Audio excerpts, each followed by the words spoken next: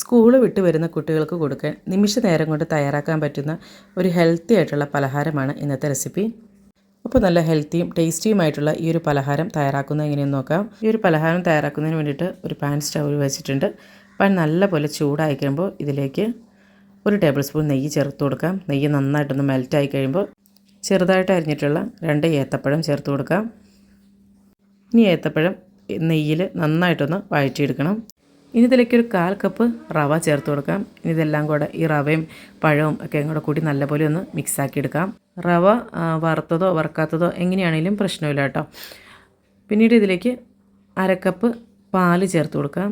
ഇനി ഇതെല്ലാം കൂടെ നല്ലപോലെ ഒന്ന് മിക്സാക്കി എടുക്കണം. ഈ റവ ഈ ഒരു പാലിൽ കിടന്ന് നല്ലപോലെ ഒന്ന് വെന്ത് വരും.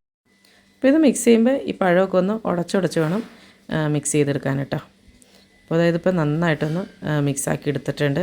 ഈ പാല് ഒക്കെ നല്ലപോലെ ഒന്ന് വറ്റി വരണം. അപ്പോൾ നമ്മുടെ ചാനൽ ആദ്യമായിട്ട് കാണുന്നവരാണെങ്കിൽ വീഡിയോസൊക്കെ ഇഷ്ടമാവേണ്ടി വീഡിയോ ലൈക്ക് ചെയ്യാനും അതുപോലെ തന്നെ ചാനൽ സബ്സ്ക്രൈബ് ചെയ്യാനും മറക്കല്ലേ കേട്ടോ.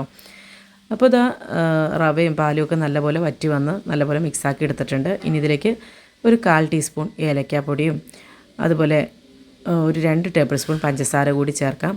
അപ്പോൾ പഞ്ചസാര നമ്മുടെ മധുരത്തിനനുസരിച്ച് വേണം കേട്ടോ ചേർക്കാനായിട്ട്. ഇത് പഞ്ചസാര ചേർത്തില്ലെങ്കിലും കുഴപ്പമില്ല, പക്ഷേ കുട്ടികൾക്കൊക്കെ കൊടുക്കുമ്പോൾ കുറച്ച് മധുരമൊക്കെ വേണമെന്നുണ്ടാവില്ല അവർക്ക്. അപ്പോൾ അതുകൊണ്ട് നമ്മൾ ഇച്ചിരി പഞ്ചസാര ചേർക്കണമെന്നുള്ളൂ കേട്ടോ. ഇനിയിപ്പോൾ പഞ്ചസാരയ്ക്ക് പകരം ശർക്കര വേണമെങ്കിൽ അതും ചേർക്കാം കേട്ടോ.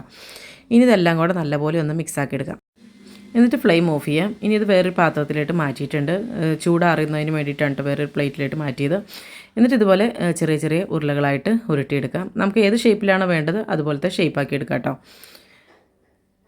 അപ്പോൾ അതായത് എല്ലാതും ഉരുട്ടിയെടുത്തിട്ടുണ്ട്. ഇനിയിത് ഒന്ന് ഷാലോ ഫ്രൈ ചെയ്തെടുക്കണം. അപ്പോൾ അതിന് വേണ്ടിയിട്ട് ആ സെയിം പാൻ തന്നെയാണ് എടുത്തിരിക്കുന്നത്. അതിനകത്തേക്ക് കുറച്ചൊരു നെയ്യ് ചേർത്ത് കൊടുത്തിട്ടുണ്ട്.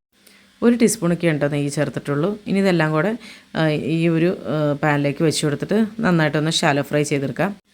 തിരിച്ചും മറിച്ചൊക്കെ ഇട്ടിട്ടൊന്ന് ഫ്രൈ ആക്കി എടുക്കാം കേട്ടോ. നല്ലൊരു കളർ വരുത്തി എടുത്തേച്ചാൽ മതി. പിന്നെ ഇതിനകത്തൊരു ടിപ്പ് എന്ന് പറഞ്ഞിട്ടുണ്ടെങ്കിൽ നമുക്ക് ടേസ്റ്റ് കൂട്ടിയെടുക്കാനായിട്ട് ഇതിനകത്തേക്ക് വേണമെങ്കിൽ നമുക്ക് തേങ്ങ ചേർക്കാം, അതുപോലെ നട്ട്സൊക്കെ ചേർക്കാം കേട്ടോ.